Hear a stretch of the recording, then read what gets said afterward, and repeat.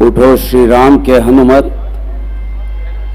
उठो श्री राम के हनुमत, तुमुल सामर्थ्य को जानो, प्रभु श्री राम की सत्ता सनातन सत्य संधानो।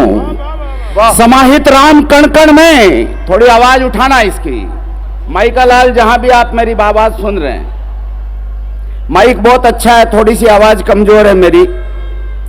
उठो श्री राम के हनुमत, तुमुल सामर्थ्य को जानो, प्रभु श्री राम की सत्ता सनातन सत्य संधानो। समाहित राम कण कण में चराचर शिष्ट पहचानो, वही श्री राम है भीतर, भुजाएं शक्ति से तानो। पवन जल थल गगन अंजन तुम्हारी शक्तियों में है। वाह, आप लोग इस तरह कमजोर रहोगे तो मैं कविता नहीं पढ़ पाऊंगा साहब। एक बार दोनों हाथ ऊपर उठाइए, ये रामलीला पीयू ब्लॉक का मंच है। देश में कुछ महनीय कार्यक्रम होते हैं, मुझे कोटा के कार्यक्रम पढ़ने का सौभाग्य, दशहरे के कोटा के कार्यक्रम को बहुत मशहूर कार्यक्रम माना जाता, बहुत मशहूर है। मुझे सौभाग्य मिला, 3 बार मैंने उस कार्यक्रम में कविता पाठ किया। अभी अभी राजेश चेतन जी ने घोषणा की कि ये रामलीला का बहुत महनीय मंच है, दिल्ली में इस मंच की बड़ी शोभा है, बड़ा मान है, सम्मान है। आज मैं योगेंद्र शर्मा राजस्थान की माटी से आकर घोषणा करता हूं कि कोटा के मंच पर मैंने 3 कवि सम्मेलन पढ़े। मैं इस मंच पर आया, उसके बाद से मुझे हिंदुस्तान के सारे मंच छोटे छोटे नजर आने लगे हैं। आभार आपका।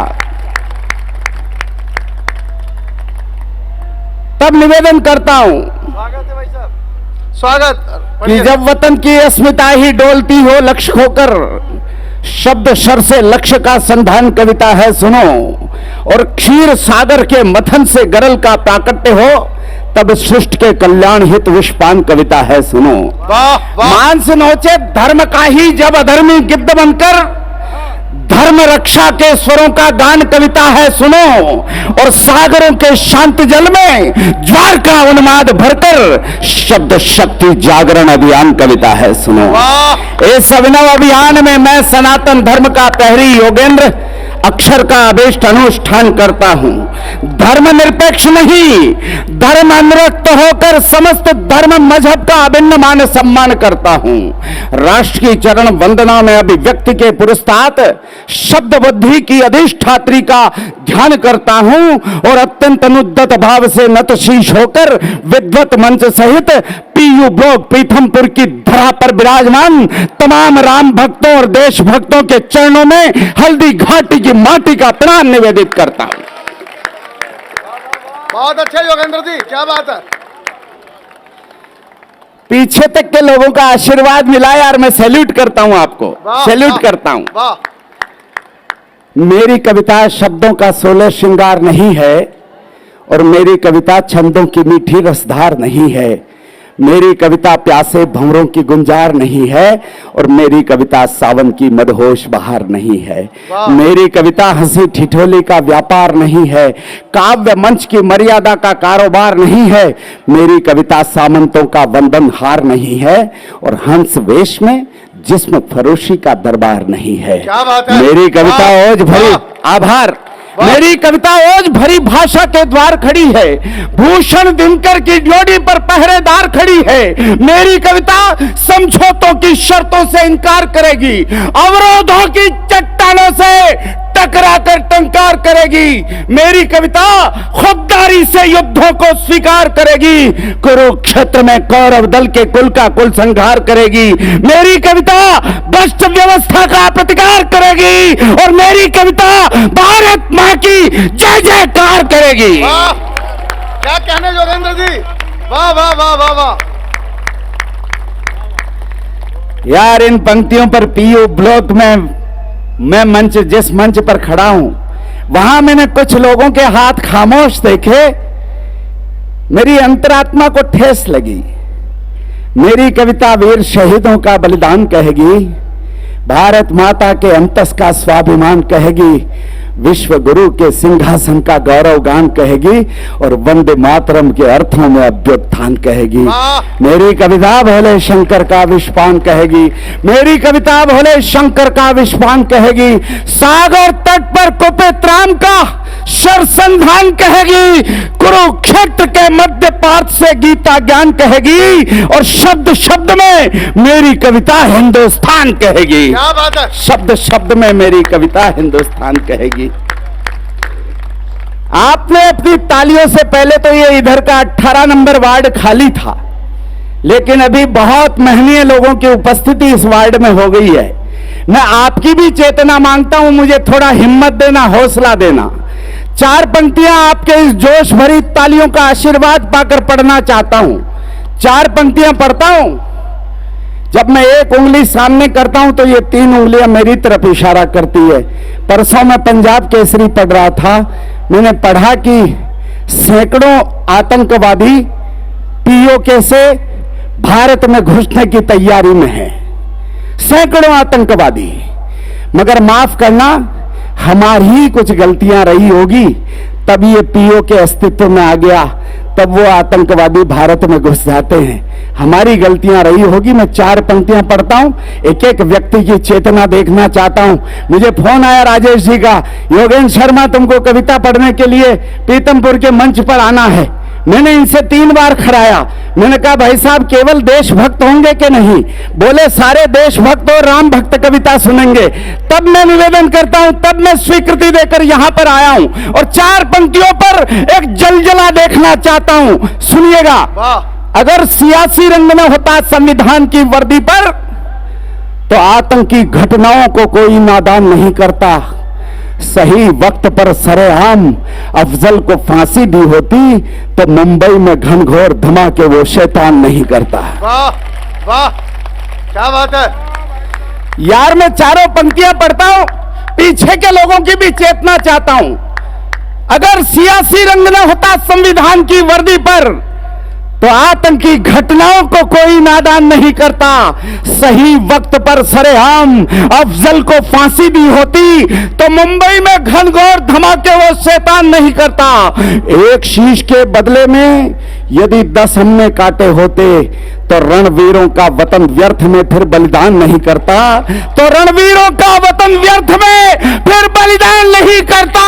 और 2-4 दरिंदों की फांसी यदि लाल किले पर हो जाती तो भारत में घुसने की हिम्मत पाकिस्तान नहीं करता। क्या बात है। वाह वाह वाह योगेंद्र जी, क्या बात है।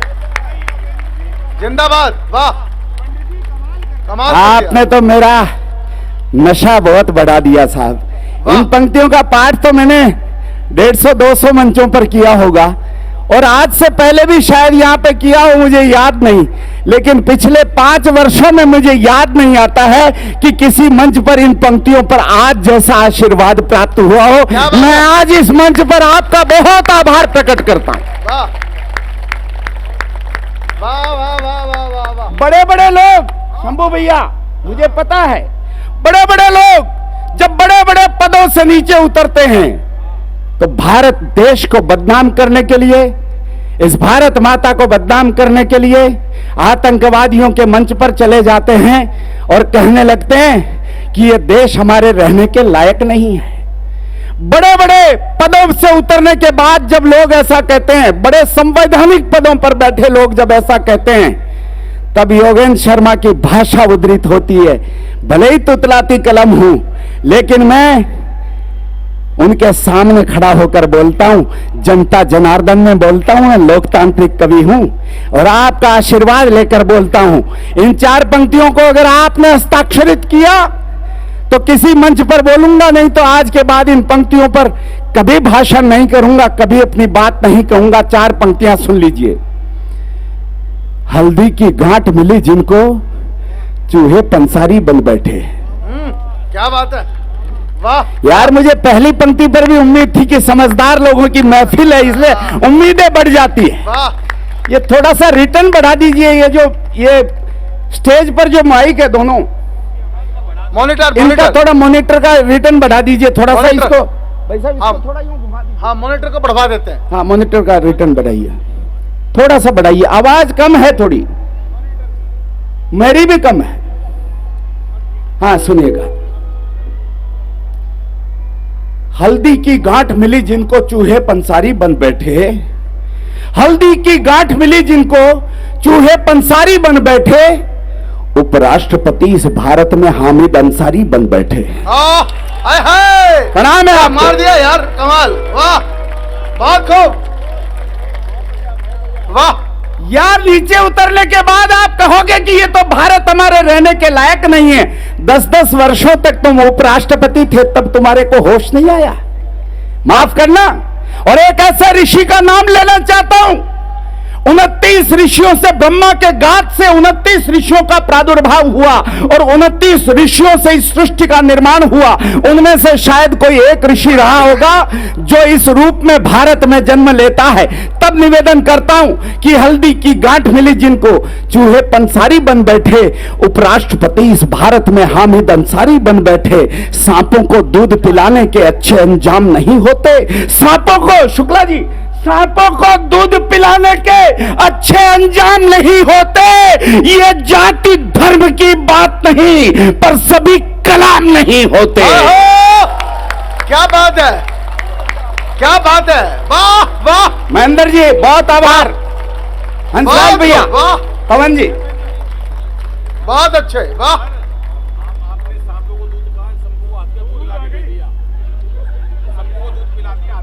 अभी कराता हूं। हमारे देश में ही ये व्यवस्था है। योगेंद्र जी एक 10 सेकंड चाहिए। जब ब्राह्मण मंच पे होता है तो लोग पीछे खाने पीने लगते हैं।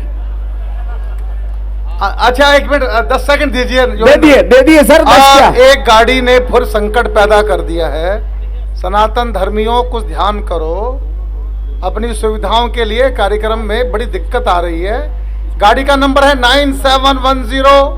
फिर गलत पार्किंग में खड़ी कर दी है गाड़ी, पूरा डिस्टर्ब है रोड, पूरा रोड जाम कर दिया है। जिस सनातनी की हो, जिस सज्जन की हो, नोट करें 9710, जाके तुरंत भाग के उसको हटाओ। 9710। हम कलमकार लोग हैं, हम उम्मीदें ज्यादा बांध लेते हैं। भाई साहब महेंद्र जी, मैं जानता हूं बिना आपकी वाणी के रामलीला हो नहीं सकती, और आप हमें सुन रहे हैं, ये हमारे लिए बड़े सौभाग्य की बात है। हंसराज रलन जैसा बड़ा व्यक्तित्व यहां पर विराजमान। तब निवेदन करता हूं, 4 पंक्तियां और पढ़ता हूं। उम्मीदें बढ़ जाती है, हम कलमकार लोग हैं। असंभव से असंभव काम जब इस देश में हो गए, तब उम्मीद बढ़ गई। इस देश में 81,000 वर्ग किलोमीटर का क्षेत्र पाकिस्तान के कब्जे में है और 43,000 वर्ग किलोमीटर का क्षेत्र चीन के कब्जे में है। गूगल उठाकर देख लेना, 54% कश्मीर विदेशियों के कब्जे में है। हम तो केवल 46% कश्मीर पर छाती ठोक कर कहते हैं कश्मीर हमारा है। माफ करना, 46% कश्मीर से काम नहीं चलेगा यार।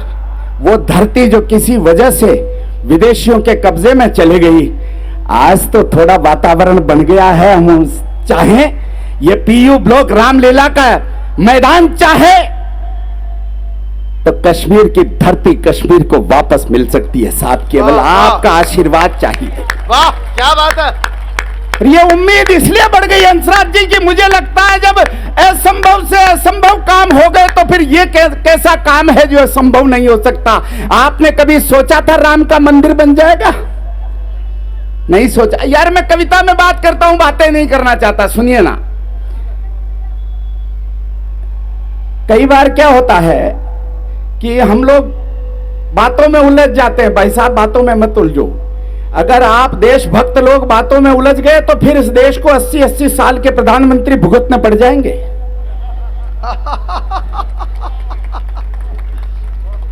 कलुष कृत्य के विषित वृक्ष को त्वरित उखाड़ दिया हमने।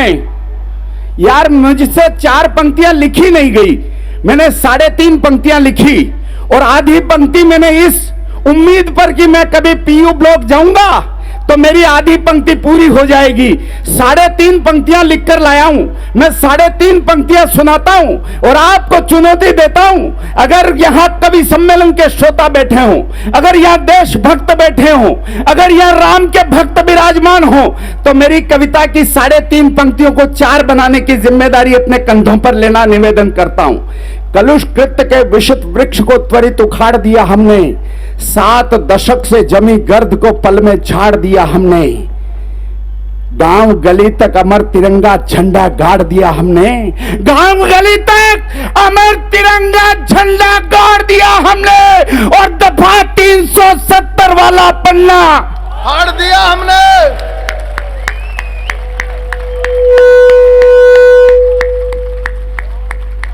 वाह, बात को पढ़ो यार, थोड़ा थोड़ा पढ़ो, 5-7 मिनट अभी और पढ़े या बिठा दो उनको?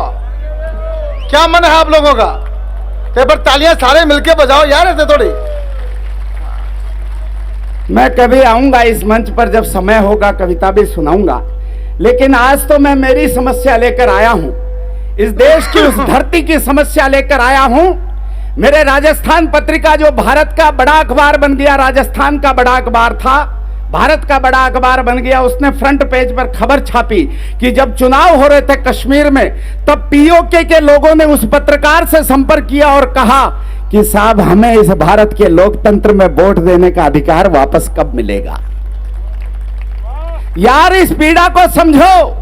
पीओके में रहने वाली वो मेरी मुस्लिम माताएं रोज शाम को 10 रोटी इसलिए ज्यादा बनाकर सोती हैं कि न जाने कौन सी रात ऐसी आएगी जिस रात में भारत की सेना पीओके में घुसकर हमें फिर से भारत की धरती पर रहने का सौभाग्य प्रदान करेगी, तो उनको रोटी कौन खिलाएगा? मैं केवल 2 पंक्तियां उस पीड़ा की पढ़ता हूं, बड़े बड़े लोगों की चेतना मांगता हूं। अगर 2 पंक्तियों को आपने समझ लिया तो मैं उस तरफ 2-4 कदम और आगे बढ़ूंगा, नहीं तो वहां जाकर बैठूंगा। सुनिएगा भाई साहब, ध्यान चाहता हूं, सुनिएगा। हार नहीं मानी थी हमने युग के चांद सितारों से, हार नहीं मानी थी हमने युग के चांद सितारों से, लेकिन अक्सर हार गए हम घर के ही गद्दारों से। वाह, बस यार, अब मुझे अच्छा लगा। वाह, कुछ लोग समझ नहीं पाए, मैं चित्र बना देता हूं। कटते हुए वृक्ष से कुल्हाड़ी ने कहा, वृक्ष तुम्हारी तो नियति ही कटना है, मैं जब तुम्हें काट रही हूं तो इतना दर्द क्यों हो रहा है?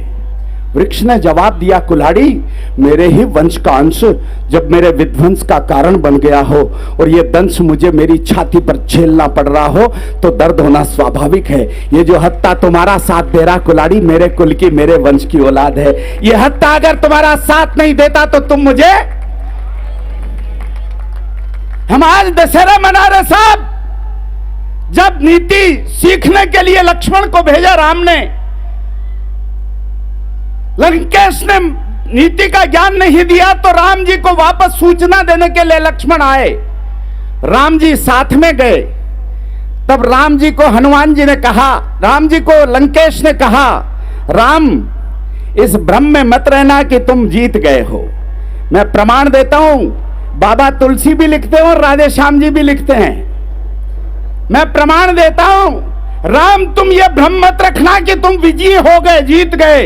अरे, इस युद्ध में विजय हुई है तो लंकेश की हुई है। मेरे जीते जी तुम एक कदम भी मेरी लंका में नहीं रख पाए, लेकिन देखो मैं पूरे कुटुंब के साथ तुम्हारे धाम को जा रहा हूं। वाह वाह वाह वाह वाह, क्या बात है, वाह। सुनिए कि हार नहीं मानी थी हमने युग के चांद सितारों से, लेकिन अक्सर हार गए हम घर के ही गद्दारों से। इसीलिए 2 मुल्क हमारी धरा दबाए बैठे हैं, सैनिक योद्धा निज पौरुष की त्वरा दबाए बैठे हैं। भाल भारती मां का है ये बस केवल कश्मीर नहीं, स्वाभिमान की स्वर्ग धरा है, असुरों की जागीर नहीं। जहां मुखर्जी का बलिदानी घोष गूंजता नारों में, ब्रिगेडियर उस्मान दफन है घाटी के गलियारों में। जिस धरती पर लौह पुरुष की गौरव गाथा अंकित है और खंड खंड भूखंड जोड़कर भारत माता अंकित है। वाह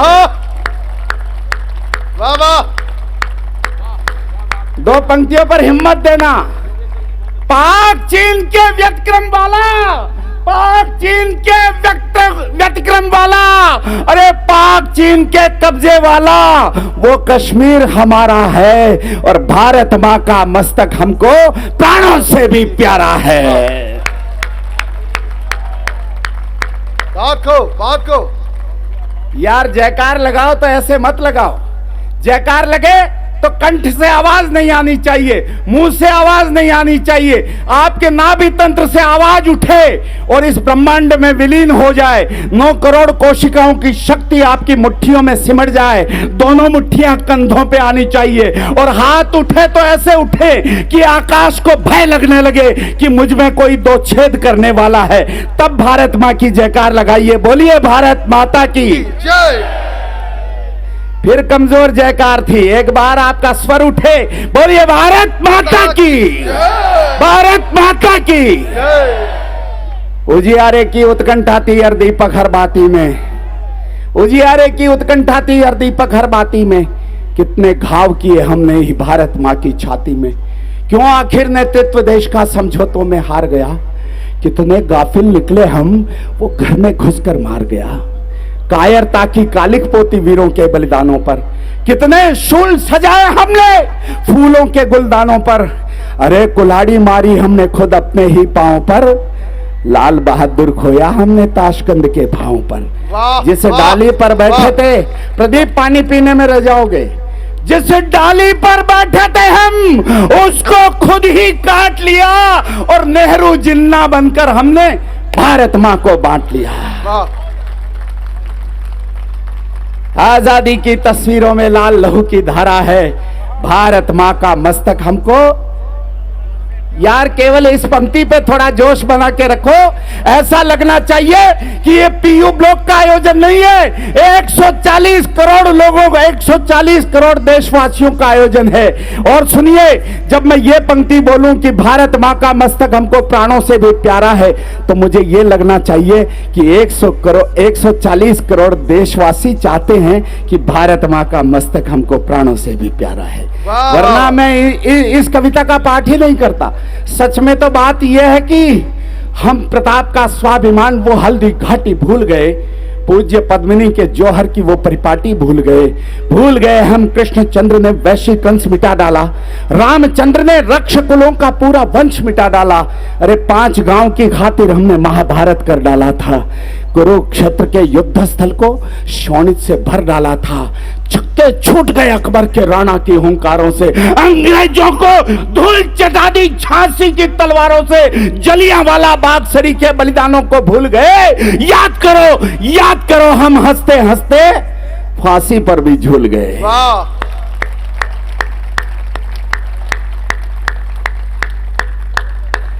तुंग हिमालय की गोदी ने अपना लहू पुकारा है।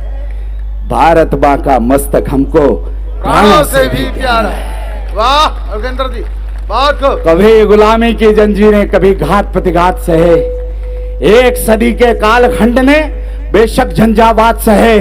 अवरोधों ने रुद्ध किया पर कदम हार कर रुके नहीं। एक अच्छी पंक्ति आने वाली है, ध्यान दीजिएगा। अवरोधों ने रुद्ध किया पर कदम हार कर रुके नहीं। इंच इंच कट गए युद्ध में, शीश हमारे झुके नहीं। वाह वाह। सब लोगों के समझ में नहीं आया। 2 सैनिकों के मस्तक काट लिए गए, हेमराज का मस्तक लौटकर हिंदुस्तान नहीं आया साहब। जब सरकारों ने, तत्कालीन सरकारों ने कुछ नहीं किया तो वो मां 5 दिन तक अन्न जल का त्याग करके अनशन पर बैठ गई। अपने बेटे के मस्तक को चूमना चाहती थी। एक पत्रकार पहुंचा मां के पास। मां, जब तुमने बेटे को सेना में भर्ती करा दिया, फिर उसके मस्तक को पाने के लिए अनशन करती हो, क्या मतलब है? मां ने कहा, बेटा मैं जानती हूं जिस दिन बेटे को मैंने वर्दी धारण करवा दी तो मैंने उसके प्राण देश पर न्यौछावर कर दिए, लेकिन आखिर तो उसकी मां हूं। 9 महीने तक इस कोख में मैंने उसका पालन पोषण किया है। क्या उसके बलिदान के बाद उसके माथे को चूमने का अधिकार एक मां को नहीं मिलेगा? वाह वाह वाह योगेंद्र जी, क्या बात है। पत्रकार जिद्दी था, इसका मतलब आवाज पीछे तक जा रही है। निवेदन कर रहा हूं, पत्रकार जिद्दी था। पत्रकार ने कहा, मां तुम्हें मस्तक मिल गया तो क्या कर लोगी? अब मां का जवाब सुन लेना। मां ने कहा, बेटा उसका मस्तक मैं मेरे लिए नहीं चाहती थी। अरे मैं तो ये देखना चाहती थी कि देश के दुश्मन जब सामने खड़े थे तो उसकी भ्रुकुटी का तनाव कैसा था। देश के दुश्मन जब सामने खड़े थे तो उसकी जबड़ों की कसावट कैसी थी। देश के दुश्मन जब सामने खड़े थे तो उसकी आंखों में उतरे हुए खून की लालिमा कैसी थी। और देश के दुश्मन जब सामने खड़े थे तो उसके माथे पर स्वाभिमान की रेखाएं कैसी चमक रही थी। अपने नन्हे 6 वर्ष के पोते को बताना चाहती थी कि देश के दुश्मन जब सामने खड़े हों तो देशभक्तों के चेहरे की भाव भंगिमा कैसी होनी चाहिए। वाह, जय हो। हमने पर्वत चीर दिए थे नाखूनों की धारों से। हमने पर्वत चीर दिए थे नाखूनों की धारों से। नील गगन गुंजाया हमने भारत के जयकारों से। मैं अपनी तरफ से नहीं कह रहा हूं, दोनों सदनों में 2 बार सर्वसम्मत प्रस्ताव पारित है। एक भी मत विरोध में नहीं पड़ा है। प्रस्ताव यह है कि हम हमारी जमीन वापस लेकर रहेंगे। 2 बार सदनों में प्रस्ताव पारित है, एक भी मत विरोध में नहीं है। मेरा काम तो सिर्फ इस जागृति का काम है। अगर आप जाग गए तो भारत माता का मस्तक फिर पहले जैसा हो जाएगा साहब। तब कहता हूं, हमने पर्वत चीर दिए थे नाखूनों की धारों से। नील गगन गुंजाया हमने भारत के जयकारों से।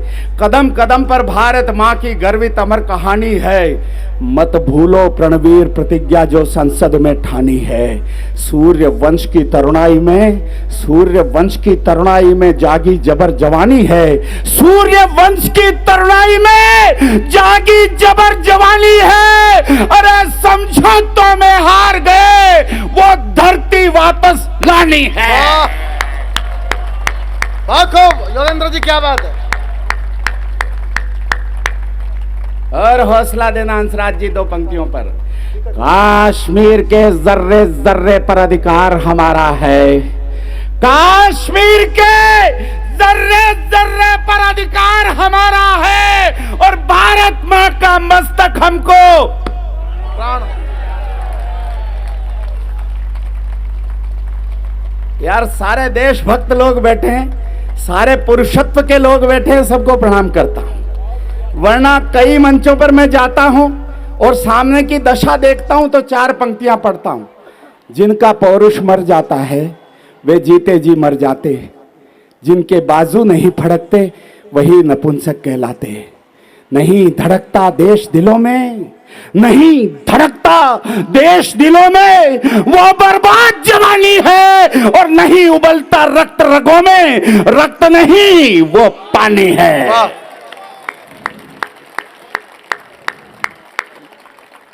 संकेत में बात करेगी कविता आपसे। वो पत्रकार कुछ दिनों बाद उस मां से मिलता है, हेमराज की मां से। मां से कहता है, मां अब तुम्हारे बेटे का मस्तक लौट कर कभी हिंदुस्तान नहीं आएगा। मां बेटा तुम ये कैसे कह सकते हो?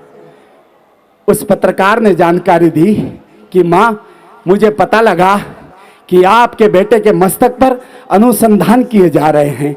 ये पता लगाने की कोशिश की जा रही है, ये पता लगाने की कोशिश की जा रही है, ये समझने की कोशिश की जा रही है कि आखिरकार ये हिंदुस्तान की सेना के सैनिक के मस्तक में ऐसी क्या खास बात होती है। वो कट तो जाते हैं लेकिन झुकने के लिए तैयार नहीं होते हैं।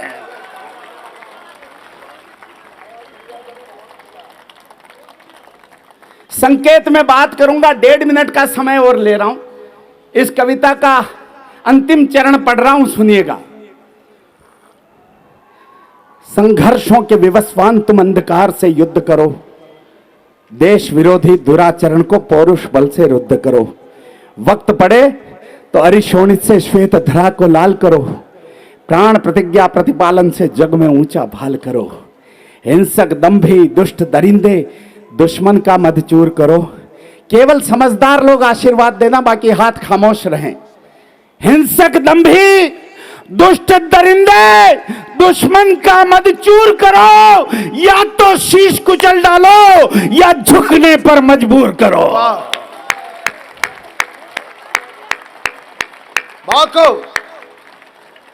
वाह।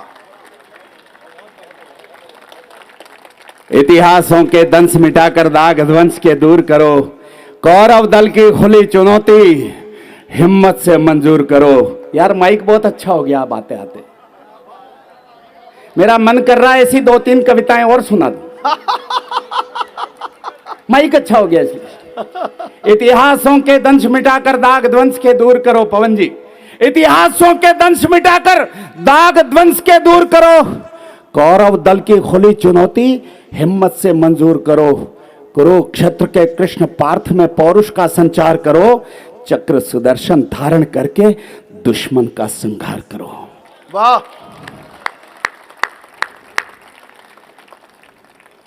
अब चुनौती देता हूं, मुझे परीक्षा लेता हूं मेरी, 4 पंक्तियां पढ़ता हूं और इस मंच पर यह प्रतिज्ञा लेता हूं, राम का मंच है, यह प्रतिज्ञा धारण करता हूं। इधर आगे से पीछे तक, दाएं से बाएं तक जितने लोग मेरी आवाज सुन रहे हैं, अगर एक भी हाथ खामोश रहा तो मैं आज के बाद मेरे जीवन में किसी मंच पर इन 4 पंक्तियों का पाठ नहीं करूंगा। वाह। और पंक्तियां पढ़ता हूं, चारों पंक्तियां सुनने के बाद फैसला कीजिएगा।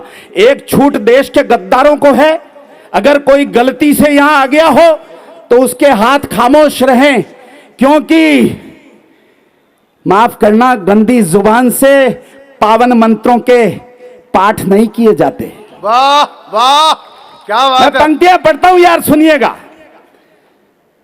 धीरज का अतिरेक किया। माता बहनों की उपस्थिति को भी प्रणाम करता हूं, आपसे भी निवेदन करता हूं, क्योंकि इस देश को आजादी केवल चरखा काटने से नहीं मिली। इस देश को आजादी भगत सिंह, राजगुरु सुखदेव की शहादत से भी नहीं मिली। इस देश को आजादी मिली तो उन माताओं की वजह से मिली जिन्होंने ऐसे पूत पैदा करके भारत मां की छाती पर न्योछावर कर दिया। इन 4 पंक्तियों पर मुझे बताना, एक भी हाथ खामोश रहा तो आज के बाद इन पंक्तियों का पाठ नहीं करूंगा। सुनिएगा। धीरज का अतिरेक किया तो भूल बड़ी कर जाओगे। भावी पीढ़ी प्रश्न करेगी, क्या उत्तर दे पाओगे। मैं 2047 के भारत की कल्पना कर रहा हूं। भावी पीढ़ी प्रश्न करेगी, क्या उत्तर दे पाओगे। अरे विश्व गुरु का सपना भी साकार तभी कर पाओगे, तैयार रहना। विश्व गुरु का सपना भी साकार तभी कर पाओगे। अरे पीओके में अमर तिरंगा खुद जाकर फहराओगे। पीओके में अमर तिरंगा। 2 पंक्तियां और लास्ट खत्म करना। सूरज का लाचार समर्पण हमको नहीं गवारा है। सूरज का लाचार समर्पण हमको नहीं गवारा है। देश चरण में मस्तक अर्पण दृढ़ संकल्प हमारा है। नमस्ते सदा वत्सले के लोग यहां पर है, मुझे ऐसी विदाई देना कि 1 साल तक नशे में रहूं। सूरज का लाचार समर्पण हमको नहीं गवारा है। देश चरण में मस्तक अर्पण दृढ़ संकल्प हमारा है। नेत्र तीसरा खोलो शंकर, तप्त लहू की धारा है और भारत मां का मस्तक हमको प्राणों से भी